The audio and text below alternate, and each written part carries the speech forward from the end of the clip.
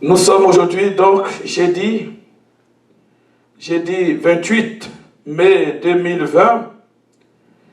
Nous allons donc entrer dans le thème de notre séminaire. Marcher dans le but. Nous sommes invités à marcher dans le but. Philippiens chapitre 3, verset 14. Je cours vers le but pour remporter le prix de la vocation céleste de Dieu en Jésus-Christ. Je cours vers le but pour remporter le prix de la vocation céleste de Dieu en Jésus-Christ. Je vais prier courtement pour la parole de Dieu, afin que le Seigneur prenne toute la place et que lui seul soit notre enseignant. Éternel, notre Dieu, je me soumets à ton autorité. Ta volonté est que tes enfants soient instruits. Or, moi, je ne connais rien. Toi seul peux prendre les choses qui concernent le royaume de Dieu et nous l'annoncer. Viens, édifie tes enfants. Édifie ton peuple, Seigneur. Soumets nos pensées à la puissance du Saint-Esprit. Glorifie Jésus, notre Seigneur. Que la gloire lui revienne au siècle des siècles. Que tout genou fléchisse devant son autorité. Au nom de Jésus. Amen. Bien-aimés, je suis heureux d'être avec vous ce soir, dans la présence du Seigneur. Comme je le dis tantôt dans ce séminaire, la plus grande joie que quelqu'un puisse avoir, c'est d'être élu serviteur de Dieu. On n'éprouve pas autant de joie dans aucun autre métier que dans le service de Dieu. Le service de Dieu est la grâce que Dieu accorde à ses enfants. Quand on est enfant de Dieu, on est forcément serviteur. Tout enfant doit servir son père. Si quelqu'un ne se sent pas concerné par le service de Dieu, c'est qu'en réalité, il n'a pas encore reçu le Seigneur. Dieu n'est pas encore devenu son père. Mais à tous ceux qui l'ont reçu, à ceux qui croient en son nom, nous avons tous reçu le pouvoir de devenir enfants de Dieu. L'enfant doit se distinguer par son obéissance à son père et aussi par sa volonté, sa disponibilité à vaquer aux occupations, aux charges de la famille. Et c'est nous qui devions servir le Seigneur dans la maison de Dieu. Je cours vers le but pour remporter le prix de la vocation céleste de Dieu en Jésus-Christ, dit l'apôtre Paul. Nous sommes donc dans le chapitre 3. Dieu demande à Israël, son peuple qu'il a délivré de la servitude en Égypte, après avoir humilié Pharaon et son armée dans la mer Rouge. Dieu demande à son peuple de lui construire un tabernacle.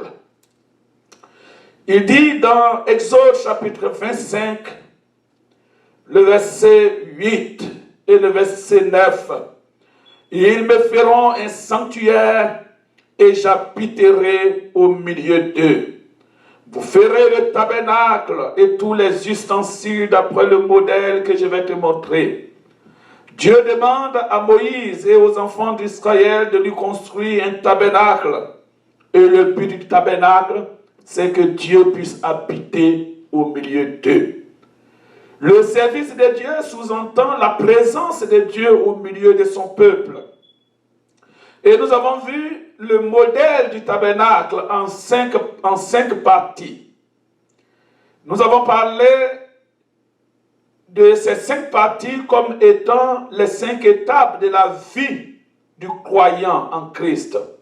Nous avons parlé de la première étape qui est l'extérieur du tabernacle. L'extérieur du tabernacle, dont le tabernacle étant clôturé par un tapis de 2,50 m de hauteur, ceux qui sont à l'extérieur ne pouvaient pas voir ce qui est à l'intérieur. C'est l'image de ceux qui voient la bonté de Dieu, qui savent que Dieu est bon, mais ils ne sont pas encore convertis dans le Seigneur. Ils aiment le Seigneur, mais ils ne sont pas encore engagés. Ils peuvent même être fréquents dans les cultes, mais en réalité, ils ne sont pas des nôtres. Il y a la partie 2 qui est le parvis, donc l'intérieur. Pour entrer donc dans le parvis, il fallait forcément passer par la porte. Et pour entrer dans cette porte, l'entrée étant gratuite bien sûr, pour passer par cette porte, il fallait s'abaisser. Et nous avons dit que la première étape pour entrer donc dans la présence de Dieu, c'est l'humilité. Que tu sois grand, que tu sois petit, que tu sois riche, que tu sois pauvre, c'est la même entrée pour tout le monde. Le Seigneur ne fait acception de personne.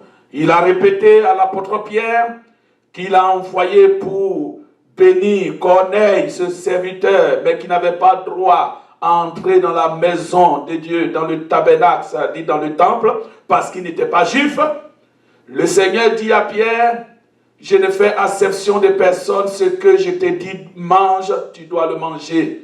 Dieu ne fait acception de personne. Donc pour entrer donc dans la maison de Dieu, il faut forcément une seule attitude, c'est l'humilité. Dieu résiste aux orgueilleux. Dieu ne regarde pas ce qui est dans ta poche. Que tu sois riche ou pauvre, les gens pensent qu'avec leur argent, ils peuvent influencer Dieu. Dieu est incorruptible. Le Seigneur regarde au cœur. Le Seigneur regarde à notre attitude. Et la première chose qui frappe Dieu quand il te regarde, venant dans sa présence, c'est l'humilité. Il faut s'abaisser. La troisième chose concernant donc le tabernacle, après, donc le pavé après l'entrée, où on doit s'abaisser, c'est l'autel du tabernacle qui se trouve dans le pavé. Cet autel du tabernacle est la première chose qu'on trouve après être introduit dans le pavé. Il faut commencer le service de Dieu par le sacrifice. Le sacrifice d'abord pour expier tes péchés et le sacrifice aussi pour dévouer à Dieu tout ce qui est en toi et qui peut être nuisible à ta foi, à ta vie, à ta marche avec le Seigneur. Donc la troisième étape, c'est l'autel.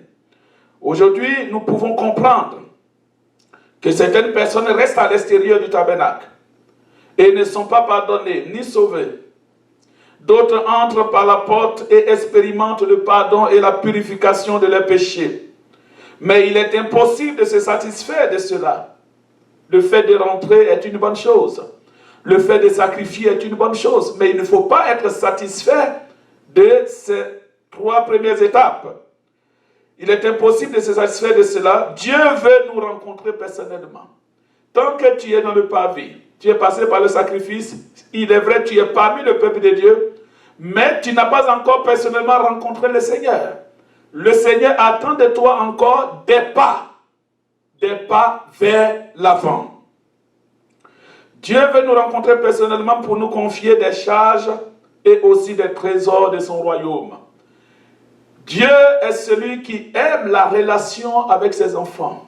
Quand il a mis Adam et Ève dans le jardin donc qui était en Éden, Dieu venait, on ne sait pas comment se passait cette communication, mais Dieu venait de temps en temps voir si Adam et Ève étaient en bonne santé, avoir une conversation avec Adam, parler avec lui.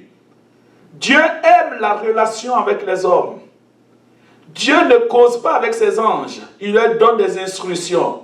Mais avec ses enfants que nous sommes, Dieu cause. Dieu veut parler avec nous. Dieu nous a créés et il nous a mis au-dessus des anges. Mais étant sur la terre, nous sommes dans une position d'assister. Mais quand nous serons au ciel, les anges seront à nos services, car nous serons plus proches du Seigneur que les anges. Ce n'est pas pour les anges que Dieu est mort, ce n'est pas pour les anges que le Seigneur a coulé son sang. C'est pour nous les hommes que Jésus-Christ a coulé son sang pour nous racheter et pour faire de nous des enfants de Dieu, des fils de Dieu. En aucun moment, les anges ne sont appelés fils du royaume. C'est nous qui sommes les fils du royaume. Et l'héritage est pour nous et non pour les anges. Oh, quelle grâce! La quatrième chose importante à savoir, c'est le lieu saint. Donc, après l'autel du sacrifice, nous rentrons dans le lieu saint.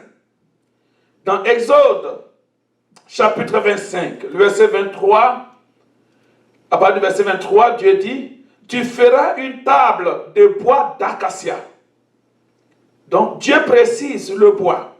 Tout comme il a dit à Noé à l'époque, « Tu me feras l'arche avec le bois de gopher. » Beaucoup de gens voient une similitude entre le bois de gopher et le bois d'acacia. Parce que ces bois avaient une particularité, c'est que ces bois sont imperméables. L'Église a aussi besoin de chrétiens imperméables, des responsables imperméables. Des gens qui ne sont pas ouverts au vent que Satan véhicule dehors. Les vents contraires, les doctrines contraires, les mensonges de l'extérieur.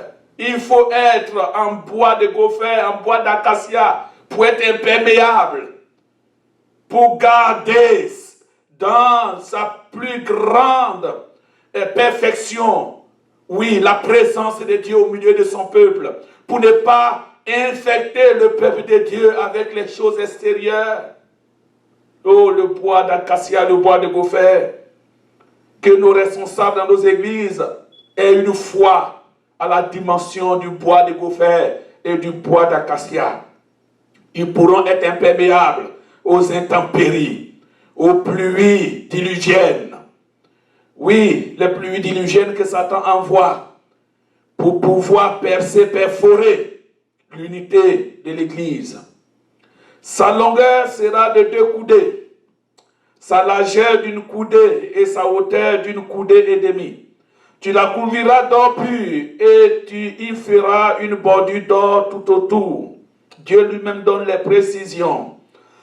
Tu y feras alentour un rebord de 4 doigts sur lequel tu mettras une bordure d'or tout autour. Tu feras pour la table 4 anneaux d'or et tu mettras les anneaux aux 4 coins qui seront à ses 4 pieds. Les anneaux seront près du rebord et recevront les barres pour porter la table. Tu feras les barres de bois d'acacia et tu les couvriras d'or et elles serviront à porter la table. Tu feras ses plats, ses coupes, ses calices et ses tasses pour servir aux libations. Tu les feras d'or pur. Tu mettras sur les tables les pains de proposition continuellement devant ma face. Tu feras donc les pains de proposition que tu mettras sur la table continuellement devant ma face. Dans le tabernacle se trouve le lieu saint. C'est une tente couverte de plusieurs couvertures. Dieu donne l'architecture de sa maison. Donc, il n'a pas dit à Moïse de le faire. C'est lui-même Dieu qui donne l'architecture du tabernacle. C'est une tente couverte de plusieurs couvertures. Le sacrificateur qui seul avait le droit d'y pénétrer était protégé des intempéries. Donc c'était couvert de sorte que même s'il pleut, dans le pavé tu peux être mouillé. Mais dans le lieu saint, le sacrificateur est assuré qu'aucune goutte de pluie ne peut y pénétrer. En fait, plus nous approchons du Seigneur, plus nous sommes protégés. Alléluia. Celui qui s'approche du Seigneur trouvera en lui un refuge et une sécurité. N'est-ce pas le psaume 79, le verset 20? Il dit, les endroits sombres du pays sont pleins de repères de brigands, mais aie égard à ton alliance. Quand tu t'approches du Seigneur, mieux tu bénéficies de sa protection. Alléluia. Il y avait d'abord la table des pains. Donc dans le lieu saint, il y avait la table des pains. Et il y avait 12 pains qui étaient donc sur cette table. Et ces 12 pains représentaient les 12 tribus d'Israël, soit un pain représentant une tribu. Il rappelait que c'est l'Éternel qui apporte le pain nécessaire, mais ces pains nous projette aussi plus loin. Donc ces 12 pains nous rappelaient que seul Dieu est le pourvoyeur de ses enfants. Donc le sacrificateur qui entre dans la présence de Dieu doit savoir, tout autant que les pains sont devant ses yeux, l'Éternel pourvoira pour ses enfants, quels que soient les temps, quelles que soient les saisons, quelle que soit la sécheresse, quelles que soient les intempéries, quelle que soit la conjoncture, quels que soient les bancs qui ferment. Le pain de l'Éternel ne fera jamais défaut, car il est celui qui pourvoit et qui nourrit ses enfants. C'est pour cela dans le psaume 81, il est dit, dans le psaume chapitre 81, il est déclaré, l'Éternel ouvre sa main et il rassasie à souhait tout ce qui a vie. Gloire à Dieu. Dieu ouvre sa main et il rassasie à souhait tout ce qui a vie. Notre Dieu est un Dieu pourvoyeur. Dans Jean 6, verset 35, Jésus dit, je suis le pain de vie. Gloire à Dieu. Donc ces 12 pains qui représentaient les 12 tribus d'Israël rappelaient aux sacrificateurs que leur Dieu est le pourvoyeur. Mais en même temps, c'était une projection dans le futur pour dire le vrai pain arrive. Jésus donc vient et il dit aux disciples, aux pharisiens, je suis le pain de vie. Celui qui mange de ce pain n'aura plus faim. Celui qui mange de ce pain n'aura plus faim. Gloire à Dieu. À côté donc des 12 pains se trouve le chandelier à 7 branches. Donc à côté des 12 pains, il y avait donc le chandelier aux 7 conduits. Il était alimenté de l'huile pure constamment. La lampe ne devait pas s'éteindre dans le lieu saint. Constamment. Il était donc le seul éclairage du sanctuaire. Il était interdit d'aller prendre une lampe extérieure. De même aujourd'hui, dans la maison de Dieu, seul le Seigneur doit nous éclairer. Aucun philosophe, aussi rempli de sagesse, de connaissances pour les choses de la terre, ne doivent être les repères des enfants de Dieu. Seul le Seigneur doit nous éclairer. Sa parole doit nous éclairer. La parole de Dieu est la seule authentifiée à édifier ses enfants. Le seul instrument authentifié pour nous éclairer, pour nous conduire, pour nous diriger, pour régler nos différends. Au nom de Jésus. Jésus-Christ aussi est la lumière du monde. Dans Jean 8, verset 12, Jésus dit, je suis la lumière du monde. Celui qui me suit ne marchera pas dans les ténèbres, mais il aura la lumière de la vie. Donc de même que le lieu saint était éclairé par la lampe qui était alimentée par l'huile pure, il fallait s'assurer que l'huile est pure. De même aujourd'hui, la lumière que tu émets, parce que nous sommes la lumière du monde. Quelle est l'huile qui t'alimente?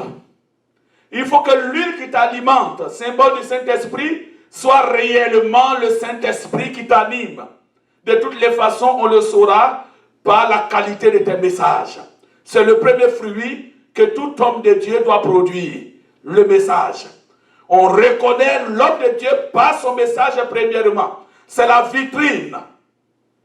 Quand tu n'as pas pu discerner son aspect, quand à l'intérieur, il est orgueilleux, mais à l'extérieur, il paraît humble, alors il faut analyser son message. Gloire à Dieu. C'est important. Donc Jésus est la lumière du monde. Derrière donc le chandelier, il y avait l'autel des parfums. Matin et soir, le sacrificateur brûlait de l'encens, signe de reconnaissance. Symboliquement, la fumée montait vers Dieu. Elle est mise en parallèle par le roi David dans le psaume 141, verset 2, quand le roi David dit « Éternel, considère ma prière comme l'encens placé devant toi et mes mains tendues vers toi comme l'offrande du soir. » David dit à Dieu d'écouter sa prière, de recevoir sa prière comme l'encens, comme l'odeur de l'encens qui monte à lui. Dans Apocalypse 5, verset 8, il est dit, Il est parlé des coupes d'or remplies de parfums qui sont les prières des saints. Mais n'oublions pas que l'encens est juste le symbole, est juste un symbole de reconnaissance. Tu n'as plus le droit de brûler l'encens de nos jours. Autrefois, il était utile dans le culte de Moïse parce que le vrai corps n'était pas encore manifesté. C'était l'image des choses à venir. Le corps est en Christ. L'encens symbolisait la reconnaissance envers Dieu. Jésus-Christ renferme tout cela. Quand tu as reçu le Seigneur, les prières que tu élèves sentent aussi mieux que l'odeur de l'encens. Alléluia. Ce sanctuaire est fermé. Il est vrai que le sanctuaire est fermé. Mais les prières passent par-delà cette barrière matérielle. Dieu est au ciel et il reçoit les prières qui lui sont adressées au-delà de nos perfections, au-delà de nos perceptions. Donc il est vrai qu'aujourd'hui nous prions, nous regardons le ciel, mais comment nos prières montent? Mais parce que Dieu entend tout. Parce que Dieu entend tout. Gloire à Dieu. Ça c'est le lieu saint. C'est la quatrième compréhension, la quatrième entrée du tabernacle. La quatrième étape du tabernacle. La cinquième étape du tabernacle, c'est le lieu très saint. Dans Exode 25, vous lirez le verset 10 au verset 22. Il dit, ils me feront une hache de bois d'acacia. Donc Dieu parle toujours du bois d'acacia. Seul le souverain sacrificateur pouvait pénétrer dans le lieu très saint. C'est le cœur du tabernacle. Le lieu très saint représentait le cœur du tabernacle. Donc nous sommes partis du parvis, du lieu saint, et maintenant nous sommes dans le lieu très saint. Le souverain sacrificateur y entrait une seule fois l'année. Pour les autres Israélites, ce lieu et ce qui s'y passait, c'est-à-dire ce qui s'est passé dans ce lieu, était un mystère pour eux. Pour l'Israélite ordinaire, tout ce qui s'est passé dans le lieu très saint était un mystère pour lui. Dans le verset 22, il est dit de Exode chapitre 25, il dit, Dieu dit à Moïse, le verset 21 au verset 22, tu mettras le propitiatoire sur l'arche et tu mettras dans l'arche le témoignage que je te donnerai. Et Dieu dit, c'est là que je me rencontrerai avec toi. Alléluia. C'est là que moi, l'Éternel, je me rencontrerai avec toi. Du haut du propitiatoire, entre les deux chérubins, placés sur l'arche du témoignage. Je te donnerai tous mes ordres pour les enfants d'Israël. Amen.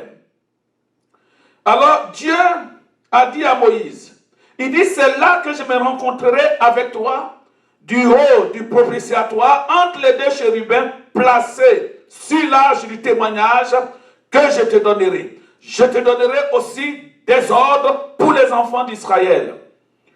Moïse, ou le souverain sacrificateur, pouvait entrer dans le lieu très saint, seulement. Et le souverain sacrificateur y entrait une fois l'année, tandis que Moïse y entrait autant de fois que Dieu le convoquait. Alléluia. Autant de fois que Dieu convoquait Moïse, Moïse était présent dans le lieu très saint, entre les deux chérubins, devant l'arche du témoignage. Dieu parlait à Moïse face à face par une représentation divine. Moïse entendait la voix de Dieu et Moïse sautait pour venir transmettre au peuple ce que l'Éternel lui a dit. C'est extraordinaire. Là se trouvait le coffre de l'Alliance, qui était de 175 cm de long, 75 cm de large et 75 cm de haut. À l'intérieur de ce coffre se trouvait l'arc de l'Alliance, que nous appelons la table de l'Alliance, c'est-à-dire les deux tables de la loi, sur lesquelles étaient écrits les 10 commandements, qui correspondent à la volonté de Dieu pour son peuple. Le but de tout cela, c'est le service. Dieu veut que le service soit parfait. Alors Dieu les instruit. La présence de Dieu est indissociable de sa parole. Tout serviteur de Dieu doit savoir que le service de Dieu est lié à la parole de Dieu. On ne sert pas Dieu en dehors de sa parole. La présence de Dieu est donc indissociable de sa parole. On ne peut pas penser que Dieu nous conduit si nous n'écoutons pas sa parole. Dieu conduisait Israël. Mais en même temps que Dieu conduisait son peuple, Dieu parle à Moïse, construit le tabernacle. Moïse doit écouter. Et le peuple se met à l'ouvrage. Dieu donne toutes les qualifications, Dieu donne toutes les instructions pour élever le tabernacle qui doit maintenant abriter les symboles de la présence de Dieu. C'est extraordinaire. C'est sur ce coffre de l'alliance que Dieu se manifestait. Il symbolisait sa présence. Mais le voile qui séparait le lieu saint du lieu très saint était infranchissable pour tout Israélite. Donc entre le lieu saint et le lieu très saint, il y avait un voile infranchissable. Si le sacrificateur qui n'y a pas droit force pour entrer dans le lieu très saint, Dieu le frappera dehors. Il n'y avait que le souverain sacrificateur ou Moïse sur convocation du Seigneur. Dieu nous bénit. C'était un obstacle, sauf pour Moïse et pour le souverain sacrificateur. Et c'est là le détail qui nous intéresse. Lors de la crucifixion, le plan de Dieu nous est révélé quand Jésus a rendu l'âme, quand il a dit tout est accompli. Dans Matthieu 27, verset 51, on dit et voici le voile du temple se déchira du haut jusqu'en bas. Donc quand le voile s'est déchiré, le voile qui séparait le lieu saint du lieu très saint, quand le voile s'est déchiré dans le temple, maintenant celui qui est dans le lieu saint peut entrer dans le lieu très saint parce qu'il n'y a plus de mystère, il n'y a plus de barrière, il n'y a plus d'obstacle. La mort de Jésus à la croix a brisé l'obstacle entre le lieu saint et le lieu très saint. C'est-à-dire quoi? Tout le monde peut entrer maintenant dans le lieu très saint. Mais pourquoi le voile s'est déchiré du haut jusqu'en bas? C'est pour éviter toute spéculation des hommes. Si le voile était déchiré du bas, on aurait dit non, certainement, ce sont des gens qui sont venus déchirer la nuit.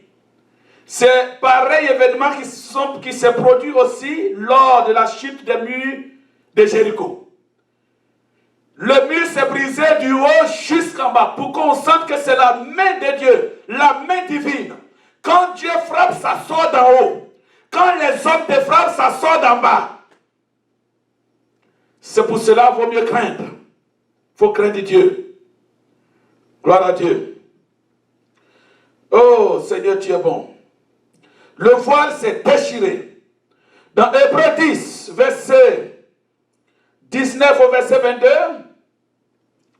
il est dit ceci, le verset 19 au verset 22, ainsi donc mes frères, nous avons au moyen du sang de Jésus une libre entrée dans le sanctuaire par la toute nouvelle et vivante qui a été inaugurée, par la route nouvelle et vivante qui a été inaugurée pour nous au travers du voile, c'est-à-dire de sa chair.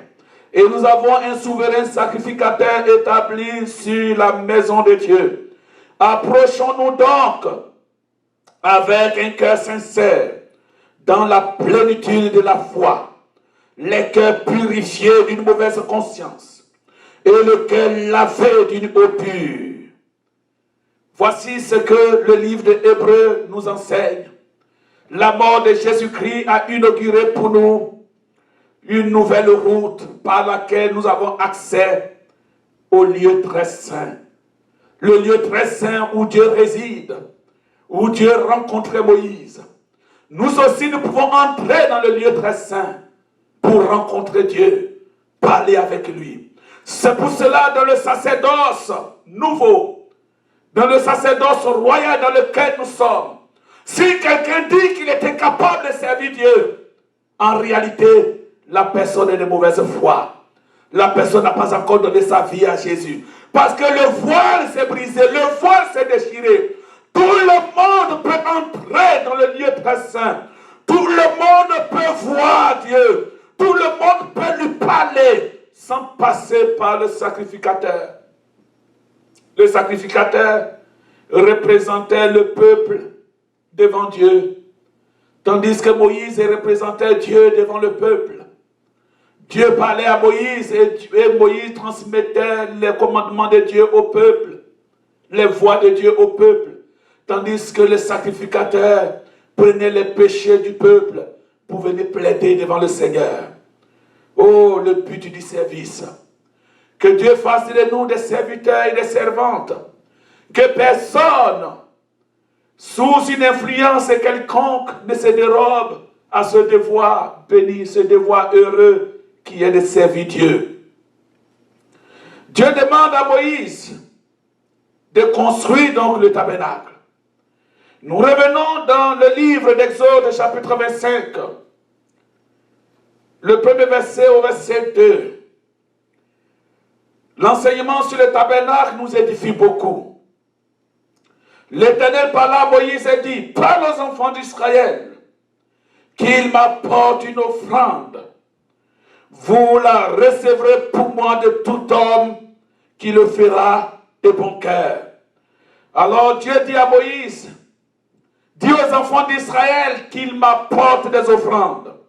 Et le but de cette offrande, le verset 8 au verset 9, ils me feront un sanctuaire et j'habiterai au milieu d'eux. Vous verrez le tabernacle et tous ces ustensiles d'après le modèle que je vais te montrer. Cela nous ouvre une branche, une petite possibilité de comprendre ce que c'est que l'offrande biblique concernant le service de Dieu. Dieu demande une offrande pour le service, avant de continuer avec le tabernacle. Car toutes ces choses sont importantes à comprendre pour voir comment Dieu travaille. Dieu demande une offrande pour le service. Il peut arriver que le Seigneur nous fasse cette demande expresse, comme l'apôtre Paul l'a fait aussi aux chrétiens de Corinthe. À un moment donné où l'Église traversait des temps difficiles, Dieu l'a aussi demandé à Abraham, à un moment donné. Parfois, Dieu nous demande ce genre d'offrande comme un test. Dieu l'a aussi demandé à Abraham, il dit, donne-moi ton fils, ton unique, celui que tu aimes. Donne-le-moi en holocauste. Dieu précise à Moïse qu'il ne désire recevoir les offrandes de ceux qui les apporteront de bon cœur. Le verset 2 le dit, et le chapitre 35, ceux qui l'apporteront de bon cœur. Le chapitre 35, le verset 4 au verset 5, d'Exode, bien sûr. Le verset 4 et le verset, Moïse parla à toute l'assemblée des enfants d'Israël et dit, voici ce que l'Éternel a ordonné. Prenez sur ce qui vous appartient une offrande pour l'Éternel. Tout homme dont le cœur est bien disposé apportera en offrande à l'Éternel de l'or, de l'argent et de l'airain, des étoffes teintes en bleu, en pourpre, en cramoisi, du fin lin et du poil de chèvre. Moïse précise que Dieu désire des offrandes qui sont faites de bon cœur. Mais le but de toutes ces choses, c'est le service.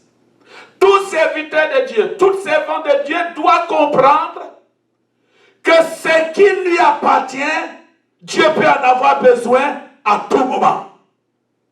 Et en tout temps, si tu l'as mal compris dans le service dès le départ, il aura des étapes pour toi qui seront infranchissables. Dieu est en train de tester ses enfants. Il dit, il faut les recevoir de ceux qui le feront de bon cœur. Ceux qui le feront de bon cœur. Le verset 20 au verset 22. Alors il dit, toute l'assemblée des enfants d'Israël sortit de la présence de Moïse. Tous ceux qui furent entraînés par le cœur et animés de bonne volonté vinrent et apportèrent une offrande à l'Éternel pour l'œuvre de la tente d'assignation, pour tout son service et pour tous les vêtements sacrés. Les hommes vinrent aussi bien que les femmes. Tous ceux dont le cœur était bien disposé apportaient des boucles, des anneaux, des bagues, des bracelets, dans toutes sortes d'objets d'or, chacun présentant l'offrande d'or qu'il avait consacrée à l'Éternel. Alors toutes ces choses, c'est Dieu qui les a demandées. Alors nous pouvons déduire, premièrement, que l'offrande est d'abord un acte volontaire. Tout serviteur de Dieu doit savoir que l'offrande est un acte volontaire. Jamais Dieu ne vous forcera. Jamais. Le Seigneur demande toujours des libéralités. L'offrande est un acte volontaire qui contribue au service. Tout le peuple n'est pas appelé à donner. Mais seulement ceux qui ont le cœur généreux. L'apôtre Paul dira la même chose à l'église de Corinthe, que chacun donne comme il l'a résolu dans son cœur, sans regret ni contrainte, car Dieu aime ceux qui donnent avec joie. 2 Corinthiens 9, verset 7. Oh Seigneur, merci. L'offrande contribue à bâtir le tabernacle, un lieu où Dieu va habiter parmi son peuple. L'offrande de son peuple. L'offrande de ses enfants. Dieu a délivré Israël de l'esclavage. Ce peuple était un peuple esclave pendant 400 ans. Et Israël n'a jamais rien fait de volontaire. C'est la première fois que quelqu'un leur demande de faire quelque chose volontairement. Pendant 400 ans, ils ont travaillé sous pression. Ils ont travaillé sous contrainte. Ils ont travaillé sous la cruauté de cet homme méchant qui était Pharaon. Mais voici que pour la première fois, Dieu leur demande de le faire volontairement. Quand Dieu t'a délivré, le Seigneur ne t'imposera aucun fardeau. C'est pour cela qu'il dit, prenez sur vous mon joug, car mon joug est doux et mon fardeau est léger. En vérité, l'œuvre de Dieu, c'est une grâce. Donner même à Dieu est une grâce. Et nous voyons que donner à Dieu fait partie du service. Avant d'avancer, le Seigneur a bien voulu qu'on traite ces sujets. Ces sujets à problème dans l'église.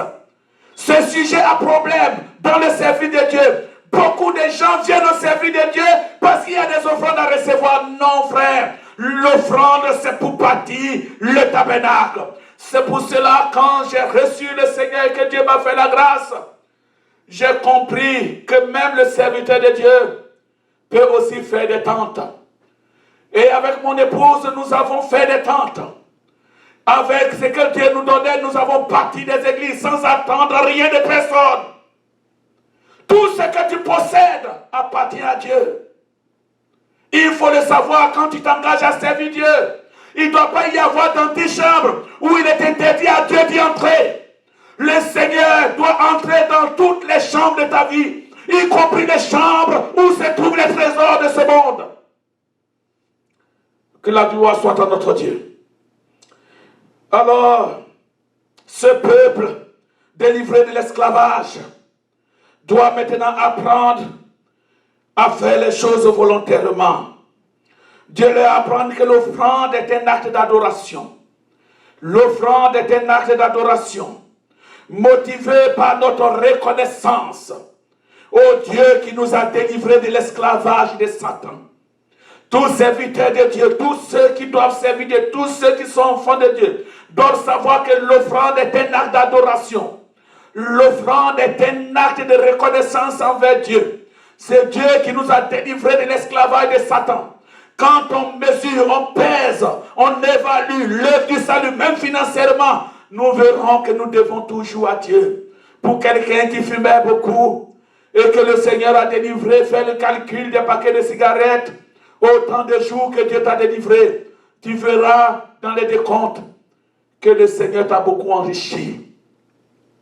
Deuxièmement, l'offrande est un acte de foi qui nous coûte.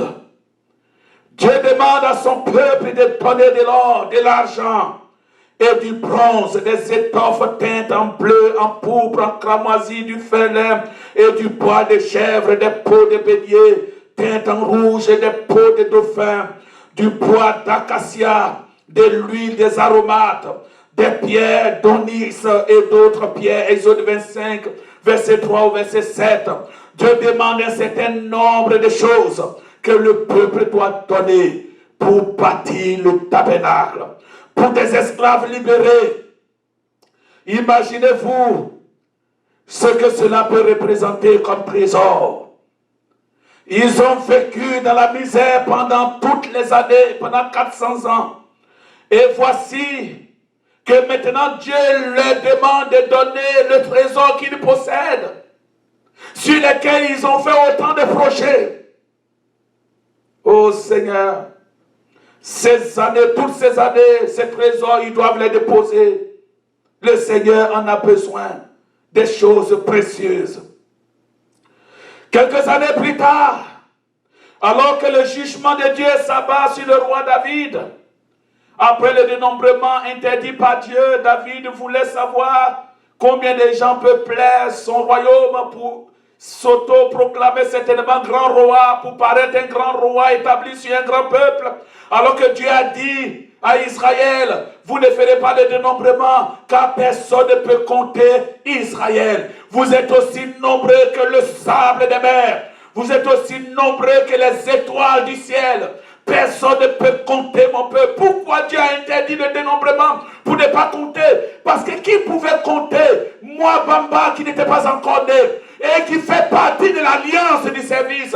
C'est pour cela que Dieu a dit, tu ne compteras pas. Parce que le compte sera faux. Il y a des gens de toutes les tribus que je n'ai pas encore fini de racheter. Pourquoi compter? C'est ça le mystère du dénombrement. Et quand Dieu a frappé Israël, que le roi David s'humilia devant le Seigneur, Dieu a parlé à David. La plaie s'est arrêtée. Et cet endroit où l'un s'est arrêté pour frapper, où la sentence de Dieu a été proclamée dans le champ d'Onan. Alors le prophète a dit à David, tu bâtiras là pour l'Éternel un autel, le temple futur de Jérusalem. Et quand David vient rencontrer Onan, Onan dit au roi, non seulement je t'offre la parcelle, mais je t'offre aussi de l'or, des béliers pour l'Holocauste. David dit à Onan, il dit Onan, dans 1 Chronique 21, verset 24, verset 26, David dit à Onan, il dit, je vais l'acheter contre sa valeur en argent. Et je vais te payer 600 cycles d'or, qui signifie le shekel, c'est-à-dire le cycle, qui signifie un poids d'argent, un poids d'or. Je vais l'acheter contre sa valeur. Et David dit, je n'offrirai pas à l'Éternel quelque chose qui t'appartient.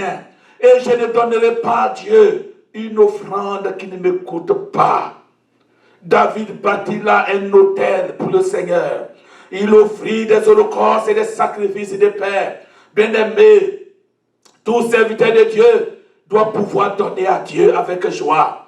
Et quand tu donnes à Dieu, il faut savoir pourquoi tu donnes. C'est pour bâtir le tabernacle. Car le Seigneur veut résider au milieu de son peuple. Au nom de Jésus-Christ. La troisième chose qu'il faut savoir dans l'offrande, pour tous serviteurs de Dieu, c'est que l'offrande est une déclaration de Jéhovah Jireh. L'offrande est une déclaration de Jéhovah Jireh. L'offrande avait coûté aux enfants d'Israël, mais Dieu lui-même avait tout pourvu. Quand vous venez en arrière, vous verrez que le Seigneur lui-même avait annoncé ces choses à Abraham. Il dit, tes descendants dans Genèse 15, verset 13 à 14. Il dit, tes descendants seront esclaves pendant 400 ans. Mais après ces générations, je les délivrerai et ils sortiront de ces nations auxquelles ils seront asservis avec des grandes richesses, avec des grands biens. 430 ans en arrière, Dieu avait déjà pourvu. Alléluia. Alors toi qui veux servir Dieu, sache qu'il y a 430 ans en arrière, Dieu a déjà pourvu pour ce dont tu as besoin pour bâtir son tabernacle. Le Seigneur est celui qui pourvoit. 430 ans en arrière, il avait déjà enrichi le peuple d'Israël. D'où vient cet or, cet argent, les tissus et autres? Dans Exode 12, verset 36, nous voyons qu'à la sortie du peuple d'Israël, les enfants d'Israël ont trouvé grâce, comme Dieu l'avait annoncé, aux yeux des Égyptiens qui leur donnaient tous leurs biens. Ils sont sortis d'Égypte avec des grands biens. Quand nous voyons ce que c'est que la foi, nous pouvons comprendre que nous donnons à Dieu une partie de ce que Dieu nous donne. Nous ne donnons à Dieu qu'une partie de ce que Dieu nous donne. Dieu a donné aux enfants d'Israël par sa puissance. Et c'est le même Dieu qui leur dit, ce que les Égyptiens vous ont donné par ma parole, donnez-moi ces biens pour que je puisse habiter parmi vous. Dans Ésaïe 60, verset 16, il est dit, tu suceras le lait des nations. Tu suceras la mamelle des rois et tu sauras que je suis l'Éternel, ton sauveur, ton rédempteur, le puissant de Jacob. Ne t'inquiète de rien, serviteur de Dieu. Ne t'inquiète de rien. Dieu a déjà pourvu pour toi. Dieu a déjà pourvu pour bâtir son tabernacle. Dieu a déjà pourvu pour ce qui concerne le développement de ta foi. Tout autant où tu veux grandir dans le Seigneur a déjà pourvu. Ne t'inquiète de rien. Dans Ecclésiaste 2, verset 26, car Dieu donne à l'homme qui lui est agréable la sagesse, la science et la joie. Mais il donne aux pécheurs le soin de recueillir et d'amasser afin de donner à celui qui lui est agréable. Dans Proverbe 13, verset 22, verset 23, l'homme de bien a pour héritier les enfants de ses enfants, mais les richesses du pécheur sont réservées pour le juste. Dieu donne le temps aux méchants d'amasser pour le juste. Le champ que défriche le pauvre donne une nourriture abondante, mais elle périt par défaut de justice. C'est Dieu qui nous donne. C'est Dieu qui nous donne. Dieu est l'auteur de nos grâces. Il utilise seulement des circonstances et des personnes pour le faire. Ainsi, nous devons servir Dieu avec ce qu'il nous donne. Sers Dieu avec ce qu'il te donne. Honore l'Éternel avec tes biens et avec les prémices de tous tes revenus. L'Église ne doit pas encourager la cupidité. L'Église ne doit pas forcer les gens. Ce n'est pas la vocation de l'Église. Mais chaque croyant touché par le Seigneur, conscient que le tabernacle a besoin d'être bâti, doit le faire librement.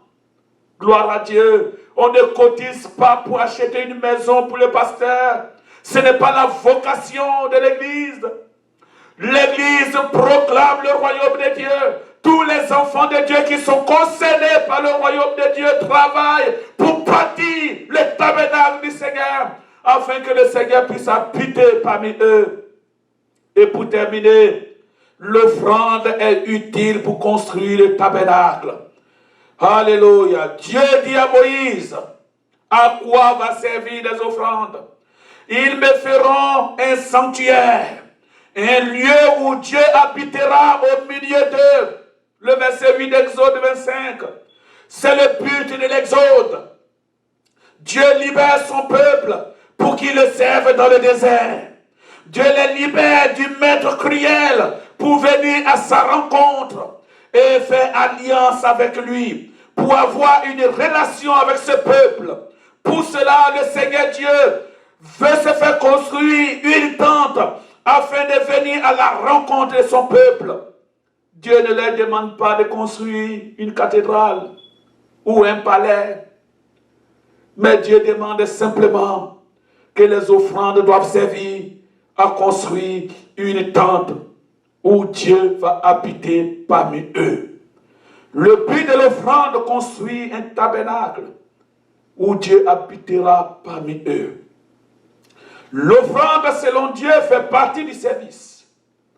On offre à Dieu une portion de ce qu'il nous donne pour construire sa tente et entretenir son tabernacle.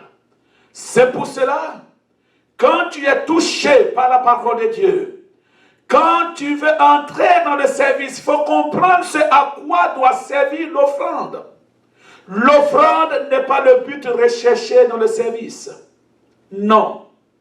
Le but recherché dans le service, c'est le salut des âmes. C'est la conversion des uns et des autres. C'est l'édification de la maison de Dieu. Mais le tabernacle, qui est la présence de Dieu au milieu de son peuple, cela demande la contribution de tous ses enfants. C'est le but de l'offrande. Et tout serviteur de Dieu doit être instruit sur l'offrande biblique. On donne à Dieu.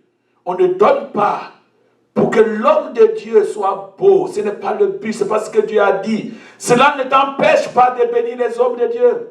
Mais ce dont l'Église est responsable, c'est de prêcher ce que c'est que l'offrande biblique. Dis aux enfants d'Israël qu'on m'apporte des offrandes. Tu les recevras de tout homme qui le fera de bon cœur. Et quand tu auras reçu ces offrandes, vous me bâtirez, vous me construirez un tabernacle et j'habiterai au milieu de vous. Dieu veut habiter parmi nous. Frères et sœurs, le service de Dieu est sacré. Tout ce qui concerne le service de Dieu est sacré. Même l'offrande est sacrée. Pour Israël, Dieu a pourvu 400 ans en arrière. Et Dieu a touché les Égyptiens pour bénir les enfants d'Israël. Si tu es touché par l'appel au service, Dieu sait que tu en as besoin pour sa gloire. Il pourvoira. Il touchera le cœur des Égyptiens. Ils feront ta gloire et toi tu feras la gloire de Dieu. Dieu t'enrichira.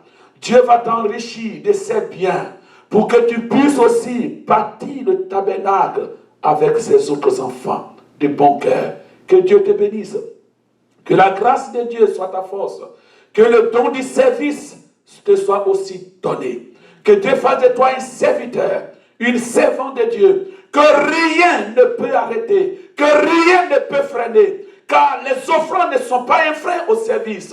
L'œuvre de Dieu fait partie. L'offrande fait partie de l'œuvre de Dieu. L'offrande fait partie de l'adoration. Mais pas l'offrande qu'on vous demande coûte que coûte. Pour lesquelles on vous force par des révélations bizarres. Non. L'offrande biblique, c'est Dieu qui en a besoin pour construire le tabernacle. Que Dieu te bénisse. Que ce Dieu riche et bon t'enrichisse. Qu'il bénisse ta vocation. Qu'il bénisse ton appel. Qu'il fasse de toi un serviteur, une servante de Dieu, remplie de la parole de la grâce. Au nom de Jésus. Amen.